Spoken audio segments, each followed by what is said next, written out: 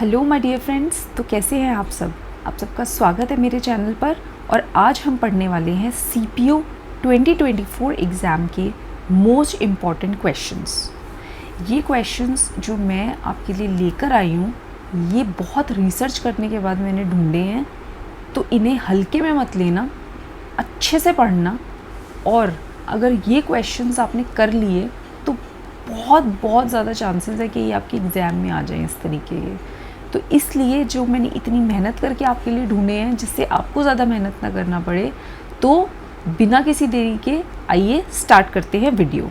What should be done in last moments of preparation for SSC CPO 2024? तो आइए friends, हम start करते हैं अपनी वीडियो और हम थोड़ा सा ये पहले जान लें कि किस तरीके से हमें लास्ट मोमेंट में प्रिपेयर करना है SSC CPO के लिए, क्योंकि ये एग्ज़ाम बहुत ही नज़दीक आ रहा है। तो आइए, सबसे पहले आपको एक काम स्टेट में जाना है। आपको बहुत ज़्यादा टेंशन नहीं लेनी है, क्योंकि अगर आप टेंशन लेंगे तो जो आपको आता है वो भी आप गलत कर देंगे।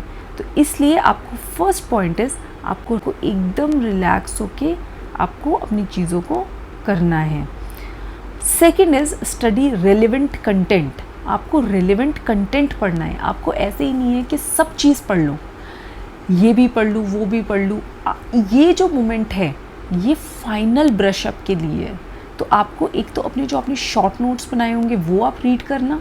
सेकेंडली, आप अपने प्रीवियस ईयर क्वेश्चन सामने रखना, उनको मैक्सिमम उन पे ध्यान देना है, क्योंकि 80% of the questions will be from 20% of the syllabus. So ये 20% कौन सा होगा ये तो आपको ही देखना पड़ेगा। आपको मैं गाइड करूँगी कि किस तरीके से आपको वो 20% को छांट कर निकालना है। तो वही मैंने आज एनालाइज किया आपके लिए।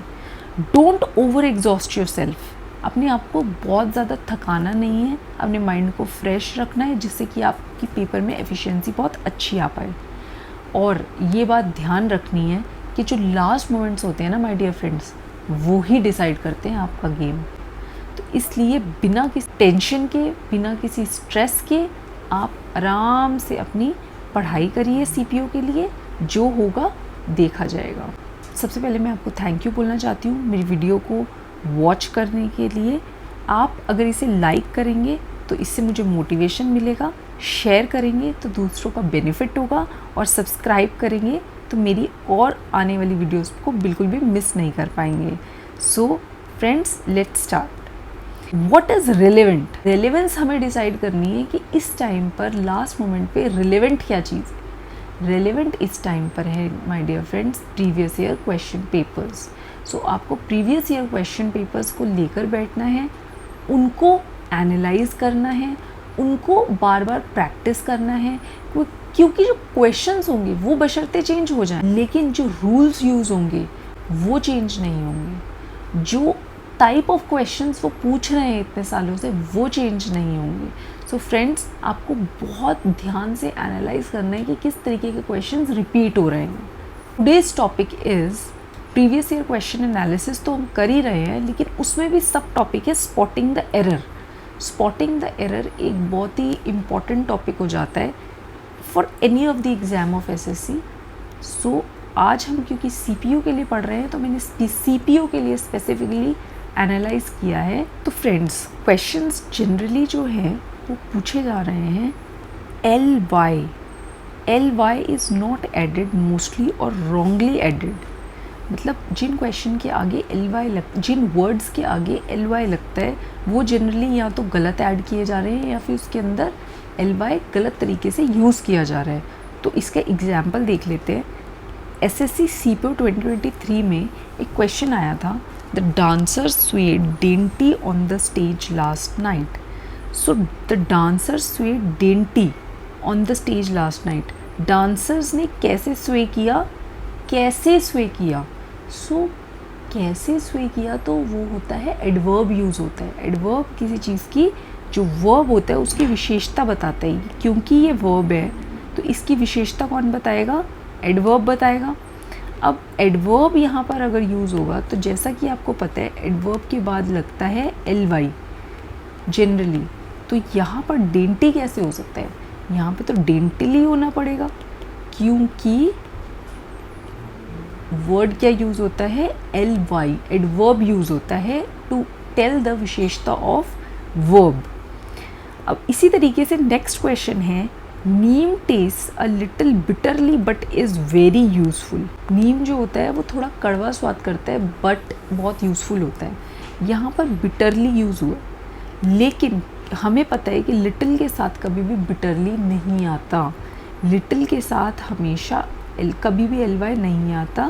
तो इस वजह से यहाँ पर ly गलत यूज़ हो रखा है, ly यहाँ यूज़ ही नहीं होगा, यहाँ पर आएगा bitter.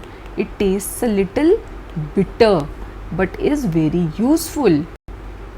Now the next one is, ये SSC CPO 2022 का क्वेश्चन है। My granny says that it is quite all right to get married young, though I do not absolute agree with her bit on this। अब देखिए यहाँ पे फिर से गलत यूज़ है, एब्सोल्यूट वर्ड गलत यूज़ है यहाँ। My granny says, मेरी ग्रैनी कहती है, मेरी ग्रैंडमदर कहती हैं कि it is quite all right to get married young, उनके लिए वो ठीक है यंग मैरी होना। दो, जबकि मतलब ऑपोजिट पॉइंट ऑफ व्यू है, ऑपोजिट व्यू है। जबकि I do not absolute agree, I do not absolutely आएगा यहाँ पर। क्यों? क्योंकि फिर से हमारा वही वाला रूल यूज़ होगा कि वर्ब की विशेषता एडवर्ब बताता है और एडवर्ब यहाँ पर ly लगा के लगता है। तो I do not absolutely agree with her a bit on this. So friends, ये SSC CPO के मैंने कुछ क्वेश्चंस करे हैं आपको बताने के लिए कि इस तरीके की चीज़ें बार बार पूछी जा रही हैं, तो आपको इस पे ly वाली चीज़ों पर स्पेसिफिकली ध्यान देना है। अब नेक्स्ट है कंजंक्शंस।